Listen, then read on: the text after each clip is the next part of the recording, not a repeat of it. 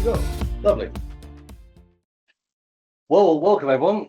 Thank you for joining us for this webinar, the first one that we've done from Lupa, on how to protect your business and your team ahead of the CMA regulations. My name is Lloyd. I'm a practicing vet. I'm CEO of Lupa. I am a past president of SPVS, and I've got a passion about helping vet clinics make the most of technology for their clinics. And it's a pleasure to be here with Nicolo Fani. He's CEO of Lupa, the fastest growing PMS system in Europe.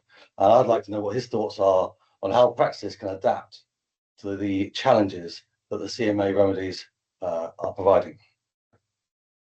Thank you, and great to be here. Thank you everyone for joining us. As a maybe tiny intro for those of you who don't know me, well, my name is Nico. I am one of the founders and CEO of Lupa.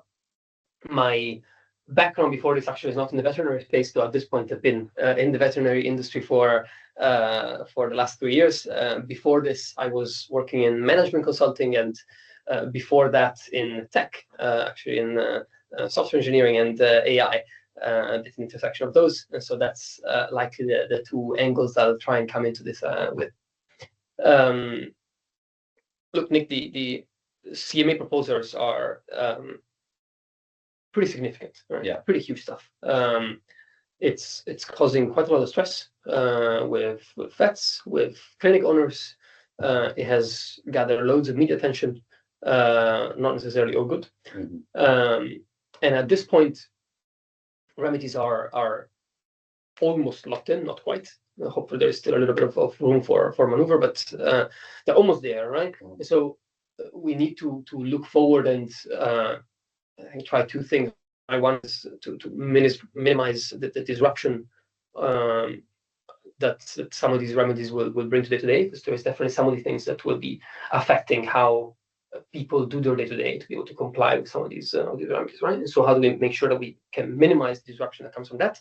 But also the flip side, on the positive note, right? How do we make sure that we are capturing every opportunity for innovation there is, right? It's disruption. Disruption does bring innovation, and so what can we do to make sure that we're looking at the opportunities to innovate throughout these remedies that are being proposed? You know, one of the things that comes to mind when you look at the CMA remedies is, you know, if you try and compare the veterinary industry with some slightly adjacent ones, you know, in the dentistry one, for example, just as a random example, but the forcing the exposure of pricing, the transparency of pricing has actually helped build quite a lot of trust in the relationship between the dentist and the client, right? So the practitioner and the client. So there is definitely an angle in which you can see some of these things, some of the remedies proposed by the CMA, to have a positive note in how they might influence some of the things that happen in the industry. Definitely also some of the things that, interpreted literally as they're written right now, they might cause complications, and we need to figure out how to actually navigate those complications. Give us a bit of a rundown, talk about the CMA, what's happening, what are the remedies, what's going on?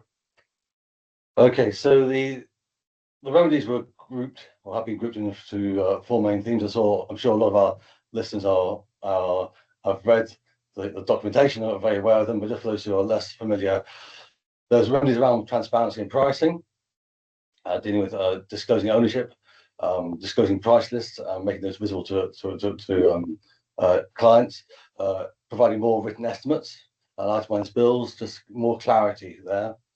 Looking at plans and services, so transparent health plans, are they clear?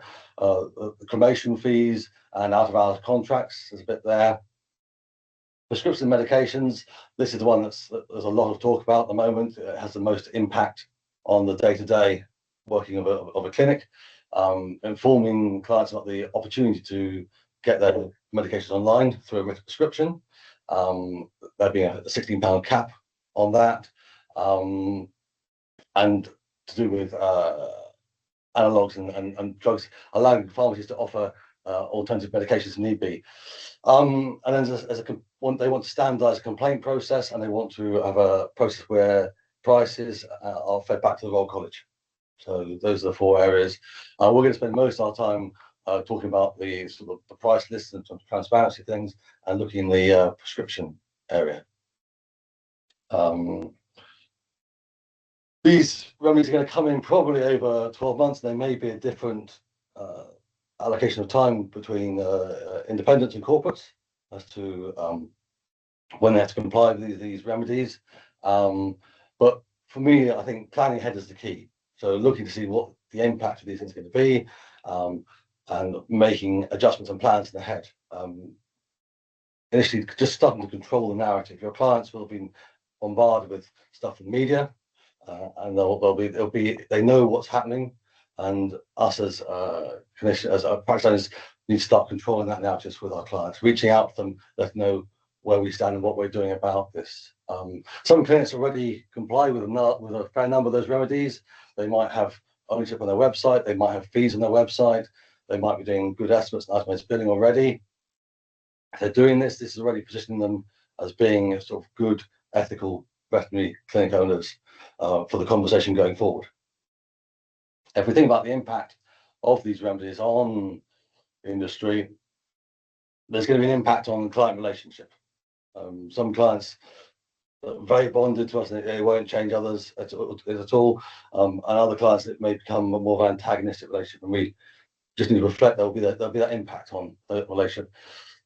Impact on cash flow and revenue, potentially up to 10 to 20% gross profit risk. Some people have forecasted for some clinics.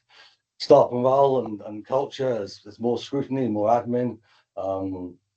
That can cause fatigue, and we already know the profession is sort of struggling a bit from those pressures. And again, workflow, doing more prescriptions, more estimates, that's going to put pressure on consulting time. Now, Nico, you've obviously got a background outside the industry. I'd be curious as to your reflections as to sort of some solutions that the industry could look at that you might be able to bring in to the industry. Yeah. I mean, yeah, with a bit of a maybe business hat on, I think in general, in my head when I hear this, there's 3 things that they can do. One is probably the most immediate one, rather, like there is going to be some high impact, easy wins that they can start tackling. And that may be on the workflow side, on automating some of the stuff that goes out, right? Mm-hmm. So the confirmation email on a booking appointment that clarifies how written prescription work, and the reminder message that goes out on that same appointment that also clarifies how prescriptions work, and that you have the right to written prescription, so you're making sure you're complying to that in an automated fashion, or the automated templates for estimates that are compliant with the CMA regulations, so that you have that pre-built into your system. You don't have to do anything manually. You're not adding work to your day-to-day, right? So there is a lot of those that might be relatively high impact on the day-to-day admin, but easy win, low access wins. So you just need to add in some templates and some consideration into your PMS, into whatever PMS provider you're using, to make sure that you are adhering to the new regulations, right? So there's going to be some of that bucket of things that are really high wins. Let's go get them immediately, right? Yeah.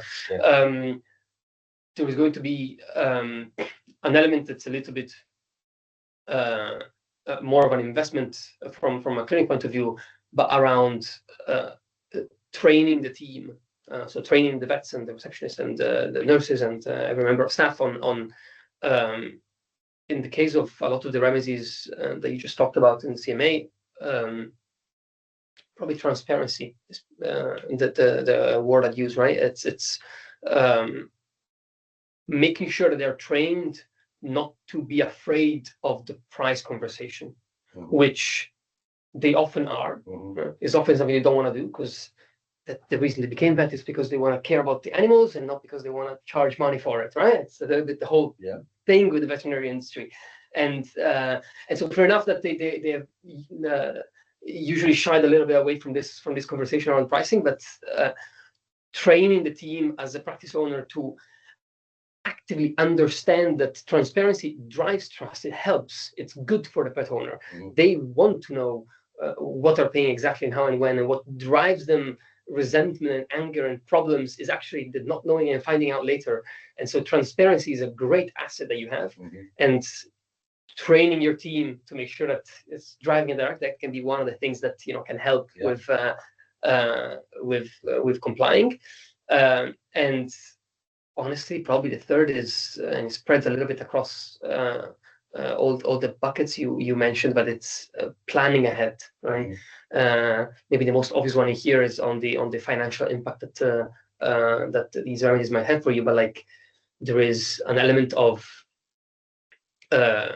it's not really a resolution, but it's a more mitigation. But you can mitigate impact of things if you know it in advance. You can figure out ways in which you can optimize your stock in an inventory, because you know that you're going to be selling less because of this specific remedy that came out that actually will allow you to sell less things. There's a lot of things you can do to optimize, but to optimize you need to plan, and to plan you need to actually have the tools in place to be able to forecast, analyze, understand what's happening in your business and what's the impact going to be of all of these things. So I think this three more or less: go for the high wins, ASAP, the low-hanging fruits, right, as they call them. Train the team to make sure that they are set up the right way and they understand the importance of the comms and what comes and transparency, and then plan as much as possible. This will be, I think, the three things in my head. Yeah, I think it's great. I think the planning, at the moment, there's a lot of fear as to what that impact will be, and there's a lot of clinic owners who kind of wondering how they're going to have to juggle something else. And just sitting down and starting to plan these things, you start to crystallize some clear actions that you can do, and you go, actually, that's not too bad. And you start to put numbers on the possible effects of this. And again, you go, well, what can I do to change that? Yeah. And then the stress levels start to decrease. Yeah. So we talk about CMA being sort of an opportunity here. Yeah. So you talked a bit about a kind of compensation, but actually, let's think about the positives as we start to turn this conversation around. Yeah, and I think honestly, it should be seen as that. I know it's not easy to see regulations as a positive ever, but I think there is a way to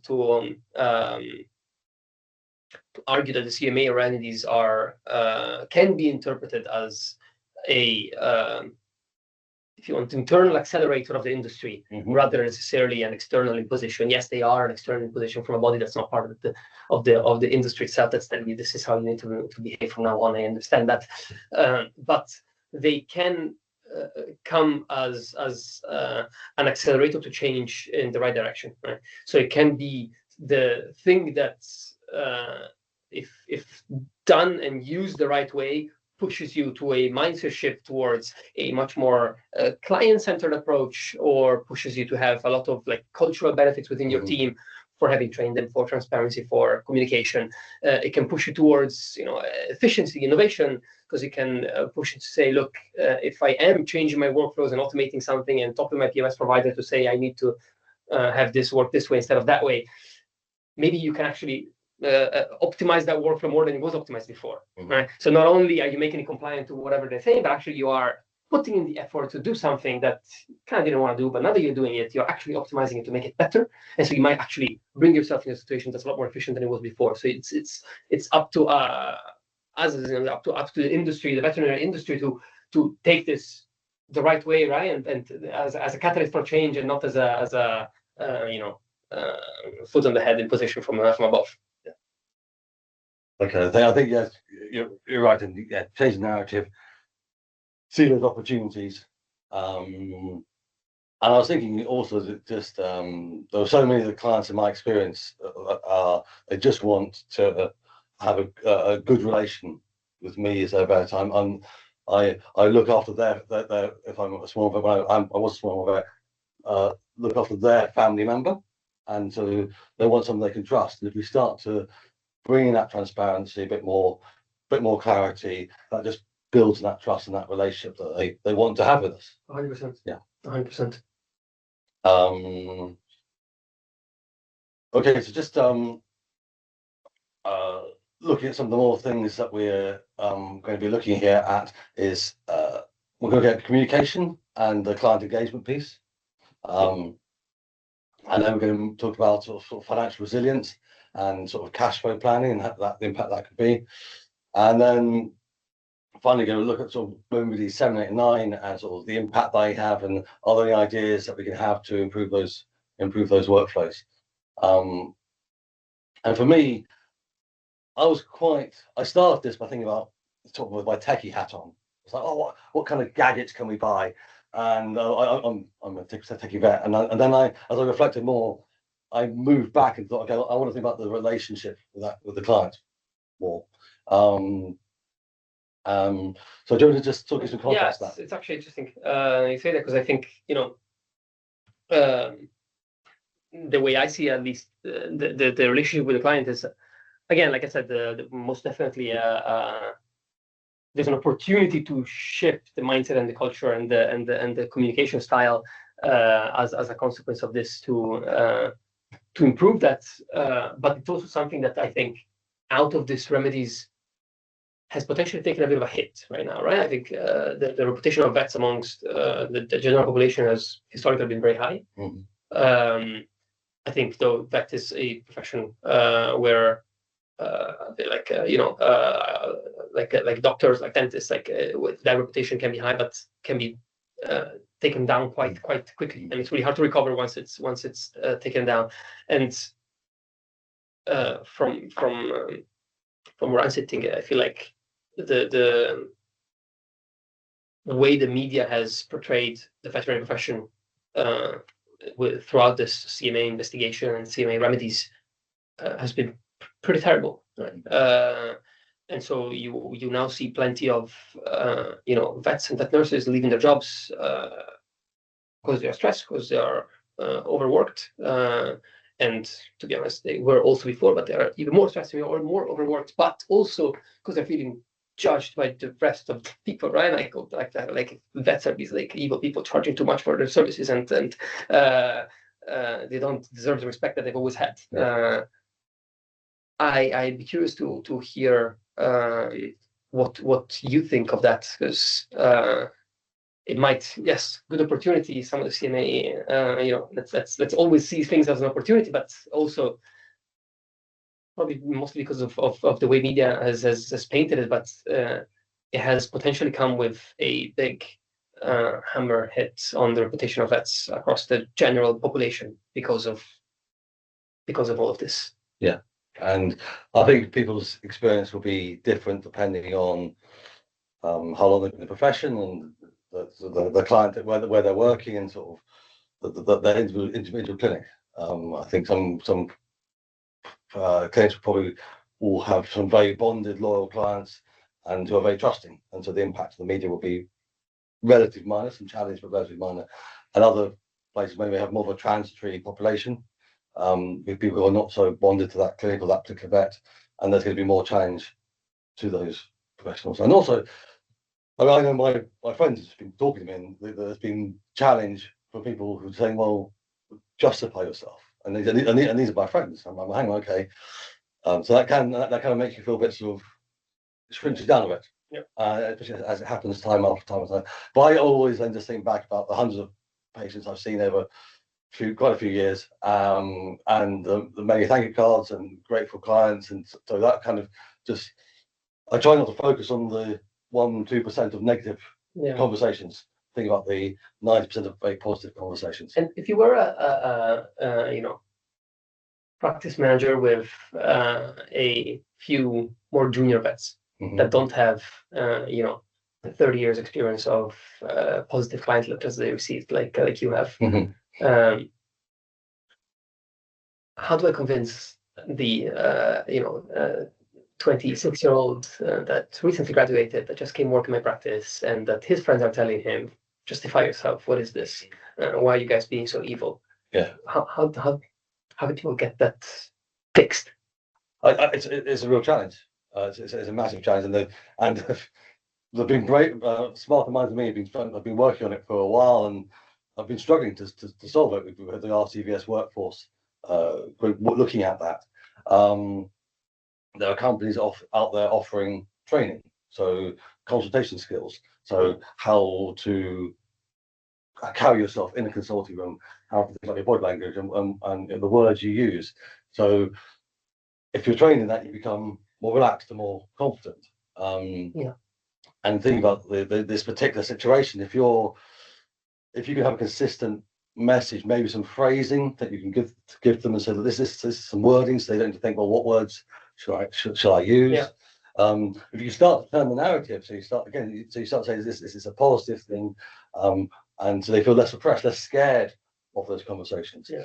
If you can start to talk to them about the value that they provide, they can say, actually, okay, I remember a long time ago somebody sat me down with a bill and said, if a bill's £100, it's only at £98 the business makes profit. Everything else is paying for the staff and for the building and for the drugs and for the equipment. So then they start to actually, I am offering good value. They start to believe in the fact that they offer good value, and then they can then justify themselves to their friends, but also to clients that then come in. Yeah. One of the things I wanted to talk about was taking hold of the narrative with the clients. So starting to put messaging out now on your website through other bits of information, just to start to position yourself to build those bridges of trust with people. And that's a very operational thing to do.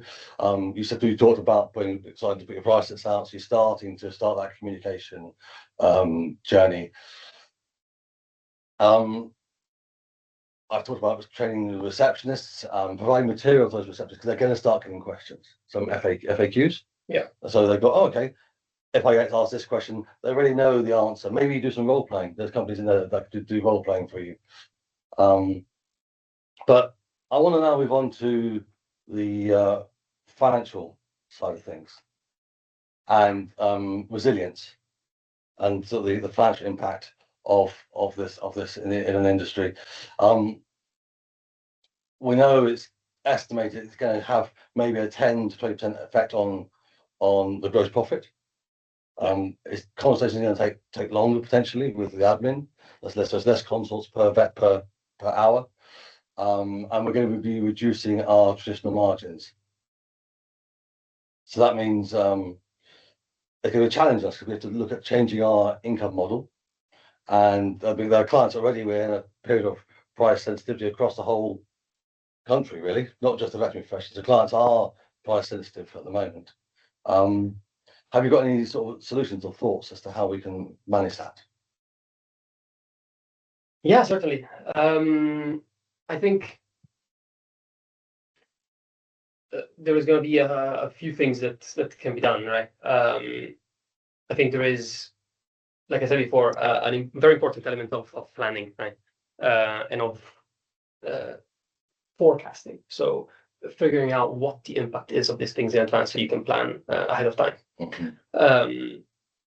That can take all sorts of shapes and forms, but whether it's an analytics dashboard looking at what products you're selling and how and when, and understanding which products you're selling on prescription, so they understand what prescriptions you're giving in person, understanding how these might be impacted by the remedies, and so understanding what impact that will have and how that trickles down into your actual cash flow day to day. This is obviously not really a resolution for the financial impact of and sorry, I think you're telling me that the Q&A is open on Slido in case you want to submit questions. The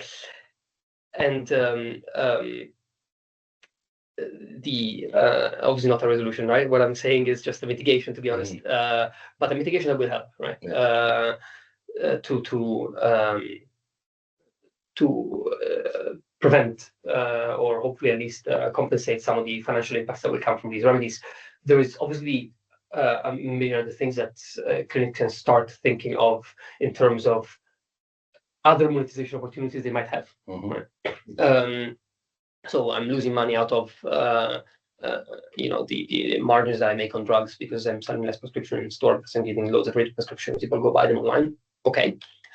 Is there ways in which you can make money elsewhere? and that can be in all sorts of shapes and forms, right? So it might be that you want to offer a telemedicine service to try and monetize clients out of hours, like a Vidivet kind of setup, or you understand that you can actually make quite a bit more money if you offer a health plan within your clinics, right? And so you go to a provider like a Vetsure that excellent health plans, and you try and get the health plan there to increase the wallet spend in the clinic on services for each of the clients, where you're losing from the product side. In the longer term scenario, there is quite a lot of things that technology can do to help you grab a little bit of that product monetization money back, whether it's plugging directly into e-pharmacies, and where that's likely most of the independents here watching want to plug into an online pharmacy that's owned by a large veterinary group, but there will be, and after these remedies, surely more and more to come, online pharmacies that are not owned by a large veterinary group, right? And so in which case there is potential opportunity, probably a longer term project, but in which your PMS can plug into a online pharmacy and allow you to, have that online revenue also come back your way, so you don't necessarily lose every single client that decides to have a prescription to go buy online. The other thing that you can do to try and fight a little bit against this loss in product revenue is trying to come up with what other things can you add that add value to your products that are not just the product itself, right? And that's not necessarily, can be technology, but it's not necessarily technology. But if you are an independent clinic selling a product by itself, and you're trying to compete product for product with the same thing against a huge online pharmacy player, you're never going to compete on pricing, right? And so you need to come up with things that make your product more appealing, despite it being the same product. The most excellent service attached to that product, whatever that means. I'll give you a code to explain how it works after you bought it, or the at-home delivery, immediately actually partner with Deliveroo and I get the rider to bring the product to your home. I don't know, right? But like adding things to the offering that you are giving for that specific product that will bring its value intrinsically up because I bought it from you, instead of buying it from an anonymous online pharmacy that I have no relationship with and that has no opportunity to offer me something so value add as what you are offering. I think you hit a key thing there. Bringing the value to yourself. If you can't match on price, what can you do that they can't do? And Exactly. that would be immediate, so emergency care situations. It can be, as I said, that really smart home delivery, that post support, linking in, really knowing the client. And I know, frustratingly, technology in the past has been a bit of a barrier to. I remember thinking, how can I make this process smoother? And there were a number of technical barriers to achieve that. And so after a while, I gave up. I settled for just the standard way of picking up medication. But those technical barriers are much lower now than they were 15 years ago, and they're much more accessible to not just the big groups, but the whole spectrum. Because 100%. So it's going with innovation. You talk about health plans. A couple of things I've heard about are sort of maybe think about more premium plans. So you start to bundle all the consultations into the plan. So to try to bond clients in that way, or chronic care plans. So rather than having drugs by themselves, you have a chronic care plan where the client pays a regular amount, and that covers all the medication. It covers the care checks for that, and the blood sampling and lab fees. And for the client, that gives consistency, a regular amount, and it bonds them into your clinic. Probably with the forecasting, you again will have to look and say, I need to shift and raise my fees again on the service side, probably 5 to 10% across consults or lab or surgical things. But that with the forecasting will show you what you need to do. So workflow. I mean, that's what I'm seeing on the chat a lot about. It's about workflow and how am I going to cope with doing an extra X number of prescriptions every day and complex estimates. I know when I started doing prescriptions, the systems I had there were really cumbersome, and it took a lot of time to do that. But there are things we can do in our clinics, both with our PMS and other solution tools that might make life easier for doing those prescriptions. There's a suggestion that potentially consults could be increased in length for another 5 minutes. So the things I've been looking at are, what can we automate? What admin can we sort of automate out of the way? And what can we delegate to make sure the vet is making the most of that consulting time? So Nico, have you got any thoughts in that space? Yeah. I think there's plenty of things that can be automated, a lot more than are being automated right now in clinics today. The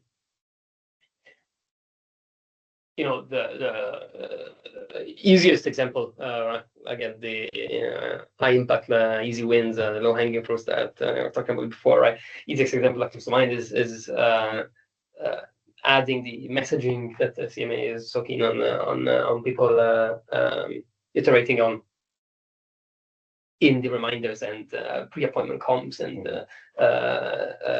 pre-appointment confirmation, booking email, and all this kind of stuff, right? So that my SMS reminder that comes in that says I have an appointment coming up actually also says the key CMA message of, by the way, the prescription will be available in the written format or directly in the clinic, so that I'm sure that compliant with that piece of the puzzle. There is other relatively easy wins of, with a QR code in the waiting room in the clinic that links to a video that explains all the ins and outs that CMA wants to make sure that you explain to clients as they come in.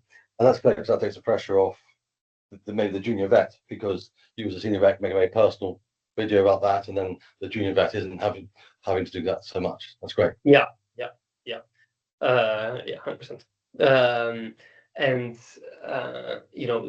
then you can also try and capture the consent of clients digitally before they actually walk into the consultation room, whether that be in the waiting room as a consent form, digital consent form pre-consultation, or even better if integrate with WhatsApp and they get on the website and they sign it directly from their phone, or all sorts of things to make sure that you automate that side of things.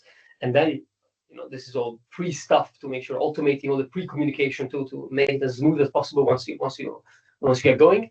But then also in consult, I think there is quite a lot of things you can do to improve the workflows to ensure that you don't have to make them 5, 10, 15 minutes longer to comply with all these, right? So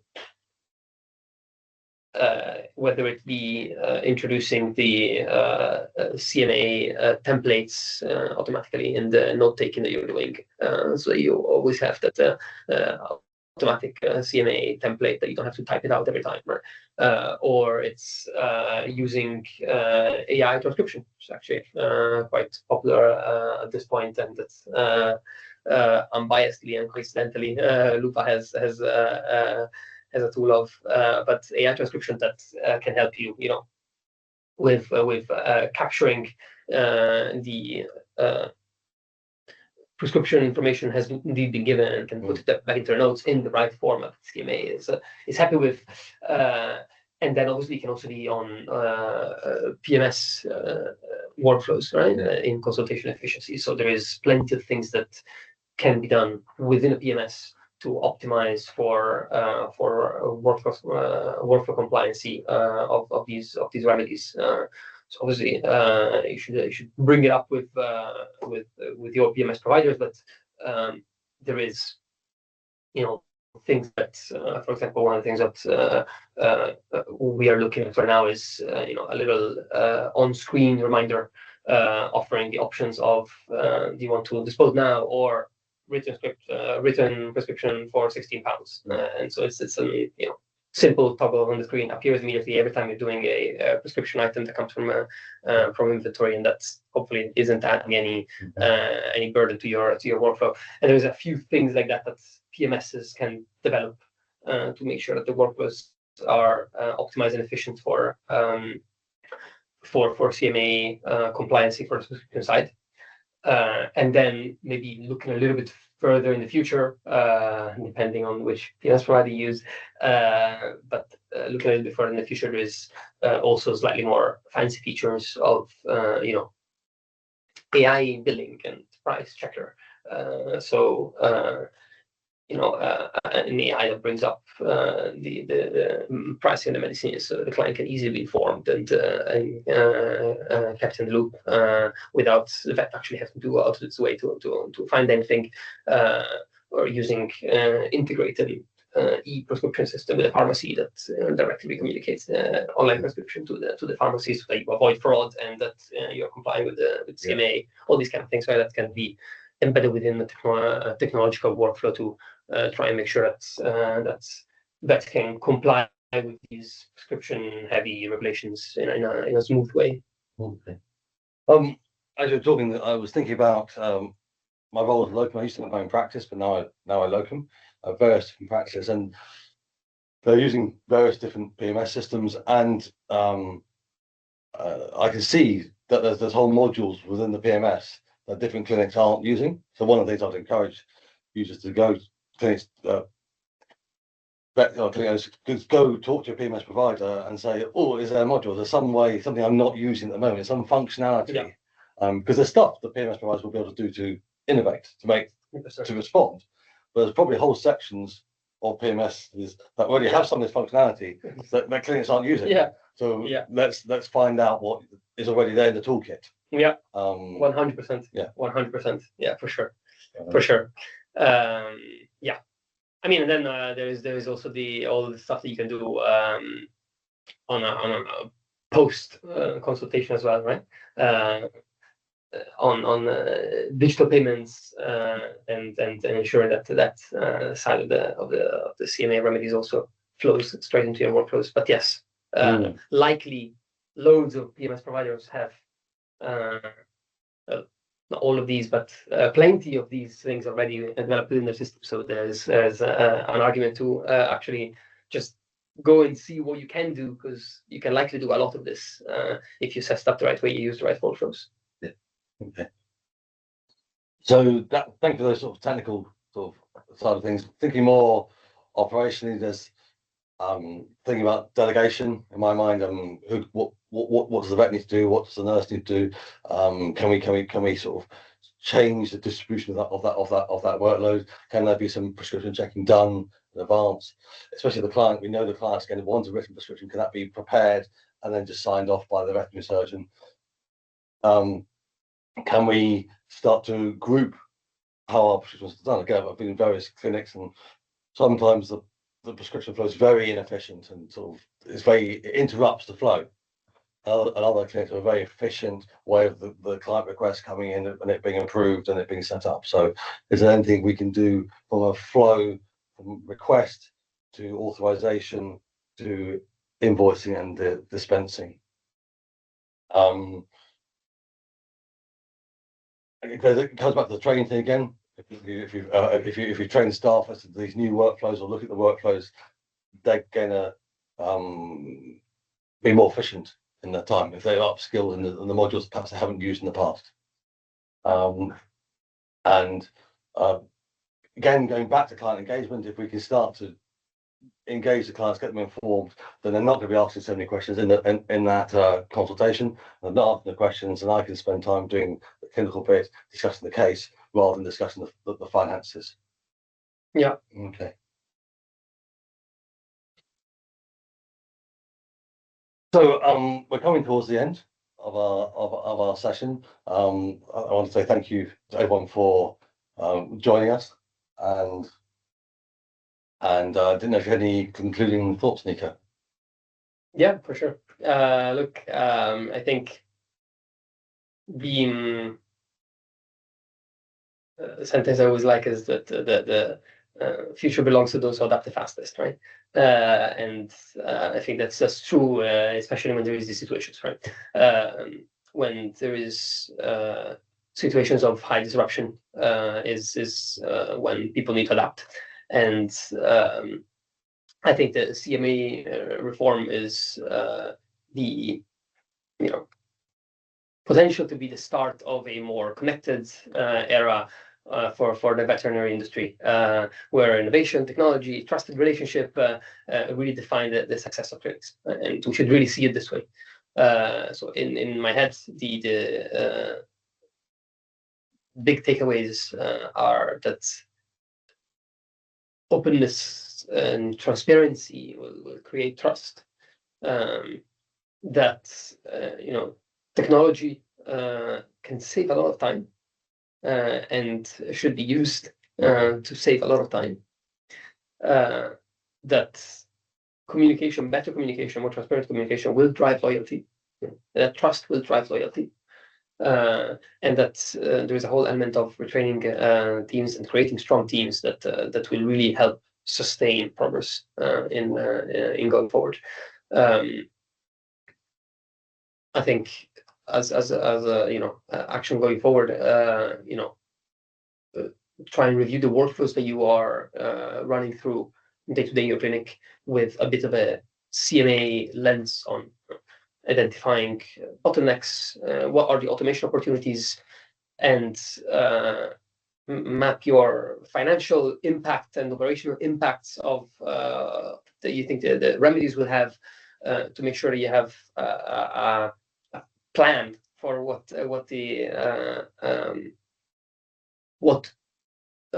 remedies you will implement yourself as a consequence of the CMA remedies, and just be ready to embrace the change.